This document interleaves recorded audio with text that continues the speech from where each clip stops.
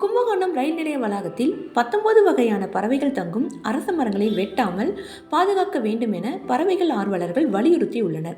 கும்பகோணம் ரயில் நிலையத்தில் சீரமைப்பு பணிகள் மேற்கொள்ள மத்திய அரசு ரூபாய் 100 கோடி ஒதுக்கீடு செய்து 2024 பிப்ரவரி 26 பிரதமர் மோடி காணொலி காட்சி வாயிலாக அடிக்கல் நாட்டி பணிகளை தொடங்கி வைத்தார். இதையடுத்து ரயில் நிலையத்தை அழகுபடுத்துவதற்கு முதற்கட்ட பணிகள் 2025 நவம்பர் மாதம் தொடங்கப்பட்டது. இந்த மரங்கள் 200 ஆண்டுகளுக்கு மேல் பழமையான 2 அரச மரங்கள் இருந்த நிலையில் அண்மையில் ரயில் நிலைய மேம்பாட்டு பணிக்காக அங்கிருந்த தூங்குமூஞ்சி மரங்கள் அடியோடு வெட்டப்பட்டுள்ளது. இங்குள்ள அரச மரங்களில் காகம், மைனா, புறா, சிரிக்கும் புறா, கிளிகள், ஆந்தை உட்பட வந்து தங்குகிறது. இது தொடர்பாக அனைத்து ரயில்வே துறை அதிகாரிகளுக்கும் கோரிக்கை மனு அனுப்பப்பட்டுள்ளது என்று ஆர்வலர்கள் தெரிவித்தனர். செய்தியாளர் வளங்கோவன், கும்பகோணம், தமிழ்நாடு டுடே.